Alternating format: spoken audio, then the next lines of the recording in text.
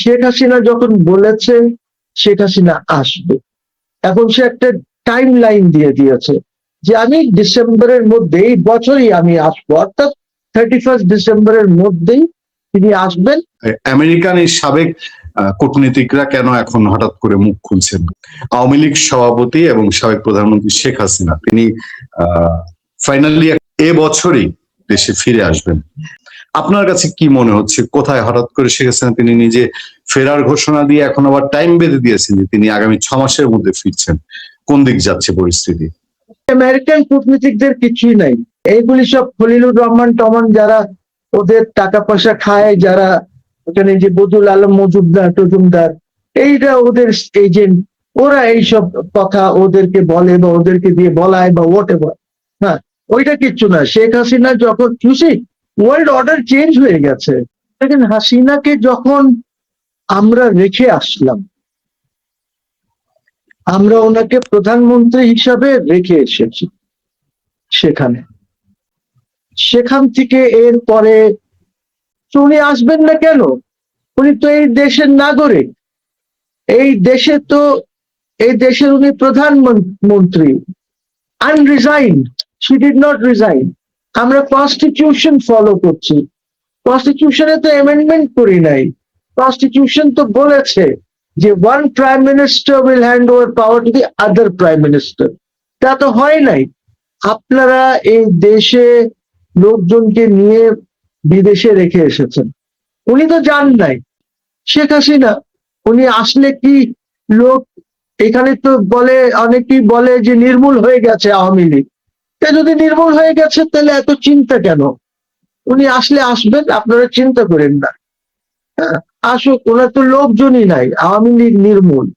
তো আমি বারবার একটা কথা বলি যে আওয়ামী লীগ নির্মূল হয় নাই, বিএনপিও নির্মূল হবে না, বিকজ এদের স্ট্রেংথ কবর থেকে আসছে। একদিকে বঙ্গবন্ধু আছেন আর একদিকে প্রেসিডেন্ট জিয়াউর রহমান আছেন, সেখান থেকে স্ট্রেংথটা আছে। কাজে নির্মূল নাইদার বিএনপি হবে নর আওয়ামী লীগ হবে, এটা বুঝতে হবে। লিডারশিপও এই ফ্যামিলির মধ্যে, এই দুই ফ্যামিলির মধ্যেই আপাতত থাকতে হবে। তারপরে হয়তো এই দুই ফ্যামিলি একটা স্ট্রাকচার ঠিক করবে যে কিভাবে এই দলের নেতৃত্ব কিভাবে এগোবে। It is for them to decide. তো আমার কথা হচ্ছে, এত অসুবিধার কি আছে? এত টক শোজ, সব চ্যানেলে একই আলোচনা যে শেখ হাসিনা বলেছে যে এই বছরই আসবে। এই বছরে এখন মাস কয়টা আছে? 6 মাস আছে। 6 মাসের মধ্যে দুধ কা দুধ পানি কা পানি হয়ে যাবে, যে কি আছে, কার কত শক্তি আছে। আমি এখানে তো হিন্টস দিতে চাই না, because I don't know what are plans are. ওনার সাথে তো আমাদের কারোর কথা হয় নাই যে আপনি কিভাবে আসবেন, কৌশলটা কি হবে, এইখানে গভর্নমেন্টের সাথে কি কথাবার্তা হয়েছে কিনা, গভর্নমেন্ট আপনাকে এলাউ করবে কিনা, so on and so forth. এই জিনিসগুলি তো রয়ে গেছে, যে ডায়লগ ওনার সাথে বা যার সিকিউরিটিতে এখন প্রাইম মিনিস্টার হাসিনা আছেন, she is not a de jure prime minister, কিন্তু উনি তো কাউকে হ্যান্ড ওভার করেন নাই ক্ষমতা। অনেকেই বলে যে ইলেকশনে চুরি হয়েছে। ইয়েস, ইলেকশনে যা হওয়ার হয়েছে, কিন্তু আপনারা কেউই, নাইদার দ্য ইন্টারিম গভর্নমেন্ট নর দিস গভর্নমেন্ট বলেছে যে 12th পার্লামেন্ট অবৈধ, 11 পার্লামেন্ট অবৈধ, 10 পার্লামেন্ট অবৈধ, তো বলেছে? বলে নাই। আপনারা তো ইলেকশন করেছেন ফর 13 পার্লামেন্ট, তো ধরেই নিতে হবে ওই পার্লামেন্ট গুলি বৈধ ছিল।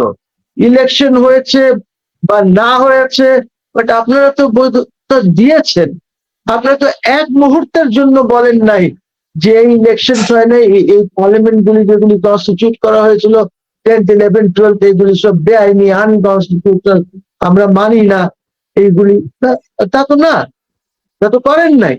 তাহলে আপনারা এখন যে 13 পার্লামেন্টে আছেন, আমি জানি না শেখ হাসিনার মাথায় কি আছে, আমি জানি না যে উনি বিদেশে আছেন, ওনার লোকজনের সাথে কথা হচ্ছে, ওনার নিজস্ব লোকজনের সাথে ওরা কি পরামর্শ দিচ্ছে, I don't no, we don't know. But উনি যখন বলেছেন, চিন্তা ভাবনা করেই বলেছেন, ওনার নিশ্চয়ই একটা প্ল্যান আছে। যেমন আমার প্রধানমন্ত্রীর একটা প্ল্যান ছিল, প্ল্যান আছে, উনি বলেছেন আই হ্যাভ আ প্ল্যান। ওরকম শেখ হাসিনারও তো প্ল্যান থাকতে পারবে, আছে, যে কিভাবে উনি ঢুকবেন, কোনখান থেকে ঢুকবেন, উনি ফ্লাই করবেন না উনি রাস্তা দিয়ে আসবেন, না বেনাপোল দিয়ে আসবেন, না আগরতলা দিয়ে ত্রিপুরা ইসে দিয়ে আসবেন, ত্রিপুরা দিয়ে আসবেন, উই ডোন্ট নো, আমরা জানি না।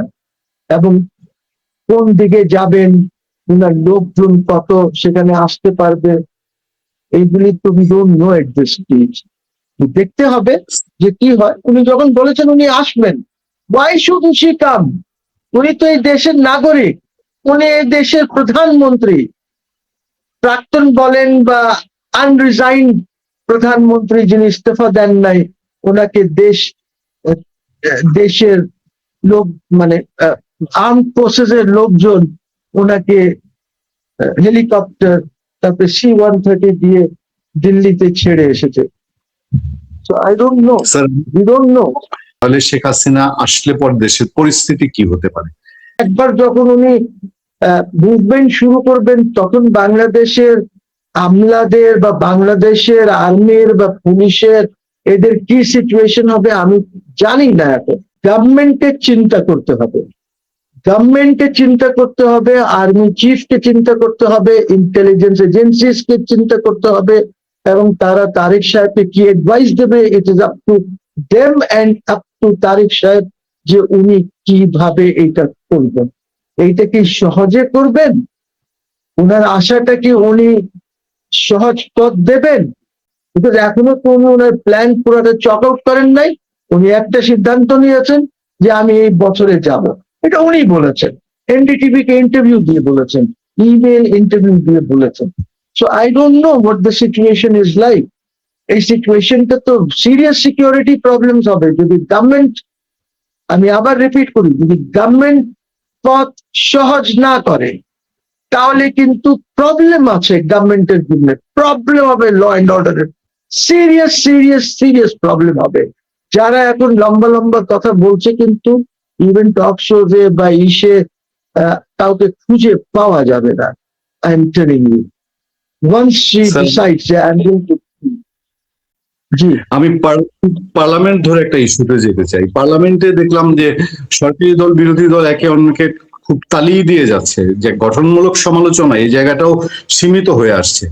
পার্লামেন্টে এনসিপির লোকজন দাবি করেছে যে আমাদের 71-এ স্বাধীনতা এসছে, 24-এ সার্বভৌমত্ব এসছে। যদিও সরকারের স্বাস্থ্যমন্ত্রী সাথে সাথে এটা প্রতিবাদ করেছেন, কিন্তু এই যে একটা কথা ছড়ানো যে 24-এ আমাদের সার্বভৌমত্ব এসছে, হাউ ইটস পসিবল? মানে 24-এ আমাদের এমন কি হয়েছে যে আমাদের ওইটা ধরে সার্বভৌমত্ব চলে এসছে? আচ্ছা, তো 71 থেকে নিয়ে তার মানে যখন জিয়াউর রহমান সাহেব প্রেসিডেন্ট ছিলেন তখন সার্বভৌমত্ব ছিল না দেশে? This is what they mean. আর বিএনপি তালি দেয় এইটাতে। What does he mean? I mean সার্বভৌমত্ব তো আপনি যখন স্বাধীন হলেন 71-এ তো সার্বভৌমত্ব তো আপনার ছিলই। আমি ওই ডিবেটে যেতে চাই না যে ইন্ডিয়ানসরা এটাকে কি বলে না বলে, বাট সার্বভৌমত্ব তো ছিলই। সার্বভৌমত্ব না থাকলে আপনার এখানে যে ইন্ডিয়ান আর্মি ছিল, ওই ইন্ডিয়ান আর্মিকে কিভাবে আহ, আহ, যাওয়ার জন্য বললেন বঙ্গবন্ধু? 2-3 বার বলতে হয়েছে বঙ্গবন্ধুকে, ইন্দিরা গান্ধীকে, যে please take back the army. তা কিসের সার্বভৌমত্ব? কি I don't know what they talking. আমার মনে হয় এই যে এনসিপি অনেক সময় সব সার্বভৌমত্বর যে কথা বলে না, এইগুলি ওরা না বুঝে বলে। বিকজ আপনার বইতে পড়া সভরেন্টি আর আপনার বাস্তবের সভরেন্টি ইজ ডিফারেন্ট। দেখেন আমি কম বলেছি এইটার উপরে, বাট মেজরিটি যারা ছিল, আসিফ নজরুল যারাই ছিল, তারা তো বলেছে যে শেখ হাসিনার দেশ বেচে দিছে ইন্ডিয়ার কাছে। কিন্তু ওরা সরকারেও গেছে, সরকারে আসিফ মাহমুদ ছিল, সরকারে মাহফুজ ছিল, সরকারে নাহিদ ছিল, ইম্পর্টেন্ট মিনিস্ট্রিজ গুলিতে ছিল, লাইক LGRD, ইনফরমেশন, এরকম ইম্পর্টেন্ট মিনিস্ট্রিজ। ল ইসের কাছে ছিল, ওই যে প্রফেসর, আমাদের লয়ের প্রফেসর।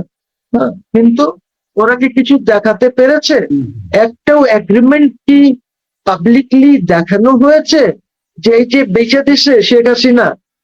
তো শেখ হাসিনা তার মানে did not sell this country. Yes, আমরা এগ্রিমেন্টস করি, এগ্রিমেন্টস এর মধ্যে অনেক সময় আমাদের হয় কি যে করতে গিয়ে অনেক সময় কিছু উঁচ নিচ থাকে। মানুষ বলবে যে আপনি ওদেরকে ট্রানজিট দিয়েছেন, করিডোর দিয়েছেন, ওদের ট্রেন চলতে দিয়েছেন, নানান কথা মানুষ বলবে। বলে ঠিক আছে, কানেক্টিভিটি তো একটা ব্যাপার আছে। দেখেন, হোল ইউরোপ ইজ কানেক্টেড।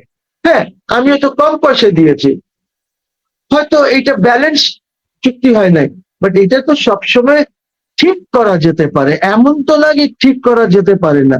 আর আজকাল তো জানেন যে পৃথিবী কানেক্টিভিটির উপরে চলে। এই যে বিআরআই প্রোগ্রাম, চায়নার বেল্ট এন্ড রোড ইনিশিয়েটিভ, চায়নার যে পাকিস্তানে সিপ্যাক প্রোগ্রাম, তারপরে আপনার এই যে চায়না আমাদেরকে একটা প্রস্তাব দিয়েছে for a corridor linking China and Bangladesh.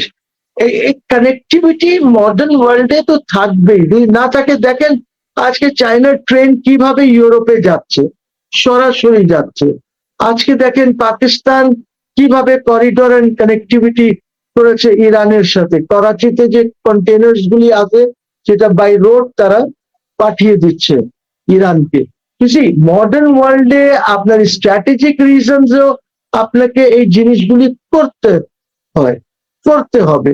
So আমার মনে হয় যে এইটা কিচ্ছু না, এই বাচ্চারা জানে না তো ঠিক করে যে মডার্ন ওয়ার্ল্ড কিভাবে চলে, জিও পলিটিক্যাল সিচুয়েশন কি আছে, জিও ইকোনমিক্যাল সিচুয়েশন কি আছে, যার জন্য তারা এইসব কথা বলে। বাট এখন এদের কাণ্ড কারখানা, লাইক ইউনুস যেসব কথা বলেছে অথবা পাটোয়ারি যেসব কথা বলে, এইটার জন্য যদি সভরেন্টির উপরে কোনো আঘাত আসতে পারে আমি জানি না। আমি তো বাংলাদেশের দোষর তো, কাজে ঠিক করে কিছু জানি না। আর ওরা হলো বাংলাদেশকে এগিয়ে নিতে চায় মারামারি। কালকে আমি একটা শোতে ছিলাম, ওইখানে এনসিপির এক নেতা বলছিলেন যে আবার হবে অভ্যুত্থান, আবার মুভমেন্ট হবে। এই দেশে কতবার মুভমেন্ট হয়েছে, কত মুভমেন্ট হবে এই দেশে, আর কত অভ্যুত্থান হবে, আমাকে please somebody should tell me. কি প্রত্যেক দিন একটা হবে, একটা রিজিম আসলে অভ্যুত্থান করতে হবে? কালকে জামাতের আমিরও তো বলছে যে জামাতের নেতৃত্বে আবার একটি বিপ্লব হবে। ঠিক আছে, জামাতের নেতৃত্ব হবে, তারপরে উনি বললেন যে আচ্ছা, বলতে পারে যে আচ্ছা এইটা তো অমুকের নেতৃত্বে হয়েছে, এখন আমার নায়েব আমিরের নেতৃত্বে একটা অভ্যুত্থান হবে। তারপরে বলবে আমার জেনারেল সেক্রেটারি হিসেবে হতে থাকুক না, হতে থাকুক। What is the problem? যত অভ্যুত্থান দরকার হোক, তারপরে আপনার দেশে অন্য দেশের আর্মি আসবে, আপনার এখানে পিস কিপিং। আমরা যাই না ইউএন এর পিস কিপিং করতে, ওরকম পিস কিপিং এর জন্য আমাদের এখানে আসবে পিস করার জন্য।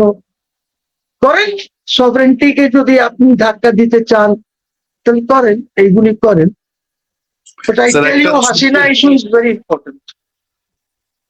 প্লিজ গভর্নমেন্টকে আমি অনুরোধ করছি যে আপনারা রাস্তা নিজেরাই বানিয়ে দেন হাসিনাকে দেশে আনার জন্য, এবং Hasina is willing to face a trial, করবে ট্রায়াল, রিট্রায়াল করুক, আপিল করুক, যাই whatever she is advice হোক না। দেখি এখন দেখেন Purnia, let me tell you, আমি স্টেটমেন্ট দেখেছি আমাদের স্বরাষ্ট্রমন্ত্রী। সে এখন বলছে যে ইউনুস যে কারাপশন করেছে, ইউনুস গভর্নমেন্ট যে কারাপশন করেছে তার ইনকোয়ারি হওয়া দরকার, বলছো না স্বরাষ্ট্রমন্ত্রী? মোসিন রশিদ যখন কোর্টে গেছে যে একটা কমিশন করে দেন, কমিশন অফ ইনকোয়ারি, কমিশন করে under the commissions act, commission করে, তখন attorney general, deputy attorney general, additional attorney general সবাই বাধা দিয়েছে। কোর্ট আমাকে রুল পর্যন্ত দেওয়ার সাহস করে নাই। আমি তো বলি নাই যে কি ইনকোয়ারি করবেন, ইনকোয়ারি কমিশন আপনি করবেন, গভর্নমেন্ট করুন, টার্মস অফ রেফারেন্স আপনি ডিসাইড করবেন। আমি তো বলছি না যে এই টার্মস অফ রেফারেন্সে হতে হবে। তখন তো সব আমার বিরুদ্ধে। আজ পর্যন্ত আমি ওই যে আমাকে অপোজ করেছে রায় পাইনি। 106 অ্যাপিলেট ডিভিশন আমাকে এখনো রায় দিতে পারে নাই। আমি এখন আইটিসি চ্যালেঞ্জ করেছি, আমি জানি না এখানে কি হবে, বিকজ অ্যাটর্নি জেনারেল এসে অপোজ করবে, কোর্ট সাহস করবে না, উড়িয়ে দেবে। ফাইন, কিছুদিন পর ইনারাই বলবেন যে এটা ঠিক না। যখন এদের নড়বড়ে হবে, তখন বলবে এটা তো ঠিক না, এটাকে বাদ দিতে হবে, আনো বিল আনো, এটাকে রিপিল করো এই আইনটাকে। তখন তারা বলবে এখন আমি বললে খারাপ লাগতেছে, আমাকে তো কেউ সাপোর্ট করছে না, because I think this is not logical for international crimes tribunal to continue. এটার একটা পারপাস ছিল পিওডব্লিউস দের ট্রায়াল করার। 2009-এ অন্যায় করেছেন আপনারা, যারাই সরকারে ছিলেন বা পার্লামেন্টে ছিলেন, এমেন্ড করে আপনারা জুডিশিয়াল মার্ডার করেছেন। এখন আপনার নাই, এখন 24-এ আবার অ্যামেন্ডমেন্ট করে যে শেখ হাসিনাকে কিভাবে মারা যায়, জুডিশিয়াল মার্ডার করা যায়।